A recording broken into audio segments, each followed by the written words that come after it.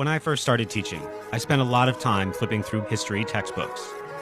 The events covered in these books always included a predictable set of specifics: the what, the who, the where, and of course, the when. But what almost always seemed to be absent was context, the why, and the how. For example, one thing that I initially found very confusing was the rise of the Third Reich. The books provided plenty of charts and maps and vocabulary words and pictures and timelines. But again, no why and no how. Why were the German people not only tolerant of a leader like Hitler, why did they cheer his rise to power? Why were they so accepting of the atrocities being committed in Germany and around Europe in their name? Why were they so susceptible to the propaganda of Joseph Goebbels? And why were they so short-sighted with respect to the long-term consequences of the Nazi agenda? What had been done to them? If you are a school teacher following a book, the story is simple. It begins in 1939. However, if you are a self-teacher following your own curiosity, you can easily discover that the rise of the Third Reich is a story over 100 years in the making. In the early 1800s, in the Kingdom of Prussia, Germany's geographic and cultural predecessor, the rulers, intellectuals, and elites were determined to solve a problem: the individualistic and capricious nature of their soldiers, who would do wild and incomprehensible things like run away from gunfire in an attempt to preserve their own life instead of gladly sacrificing themselves for the needs of the state. In an attempt to strip out this independent thinking and replace it with obedience and conformity, they devised a system. They called it Schule, and within a few generations, it would change the world.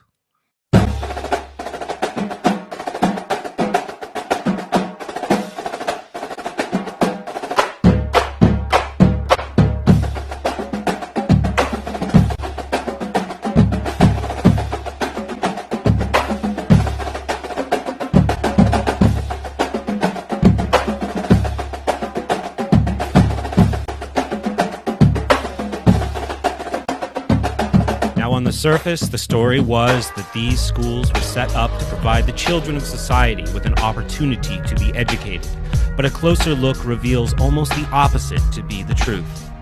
These schools were not about actual education, but schooling, indoctrination, processing, molding, conditioning, sorting, and herding children for the needs and desires of the rulers and elites. This school stole from these children their natural gifts, their curiosity, their creativity, their individuality, and replaced them with a blind allegiance to the state and to authority. While in the schools, the message itself might have been subtle, it was heard by the children loud and clear. They didn't have to think for themselves, they only had to trust the thinking of their rulers. The schools perpetuated the very bizarre idea of nationalism. While the children learned that as individuals they were relatively insignificant, they were also being infected with the idea that as a culture, as a collective, they had great significance, and that their culture, their collective, was superior to all other cultures.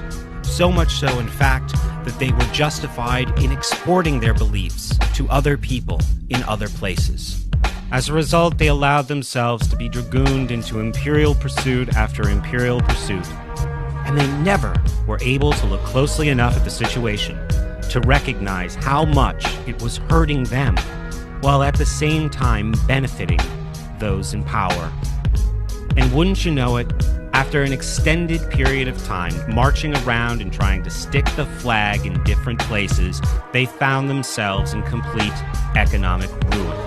Having no grasp of historical causality, they gravitated to the feet of anyone who promised to bring about change and set out on a new course.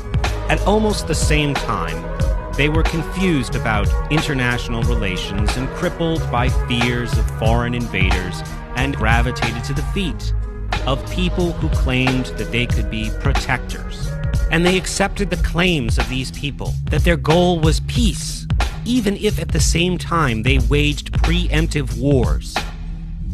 And sadly, this blind allegiance to the state and to the fictional collective eventually superseded concerns for their freedom and concerns for their futures as individuals, which is why they were so shamefully tolerant of a slow and steady march toward a police state. A police state that was necessary because they were told that they weren't just being threatened by external forces, but internal ones as well. This is why they accepted things like the Hindenburg's Decree, which took even more of their civil liberties away. This is why they tolerated the establishment of prison camps. It's why they tolerated armed men storming into the homes of peaceful people and putting them behind bars because of their beliefs and behaviors. It's why they were tolerant of school children being told that they should report parental behavior to the authorities. And this failure to value or even understand their own freedom eventually permitted the government to obtain the power to seize and detain anybody they wanted to in the country. And when they say, "I want my lawyer," you tell them, "Shut up." Your time is expired. It permitted the development of a slanted, relativistic legal system filled with ad hoc policies in gray areas. And Manning is the culprit and not the men in the chopper who committed murder. It's a classic case of kill the messenger. And by the time they realized how dangerous the people in power really were and how much additional power they had seized, there was no political action that they could take to solve this problem. And looking back, I hope you can see that it was not one event or one man or one party that was responsible for forcing an entire society into totalitarianism. It was a process a century in the making. And it began with people being schooled to be stupid. And in the last 7 minutes, you might have begun to develop an eerie suspicion that Americans were schooled to a similar system. It's true.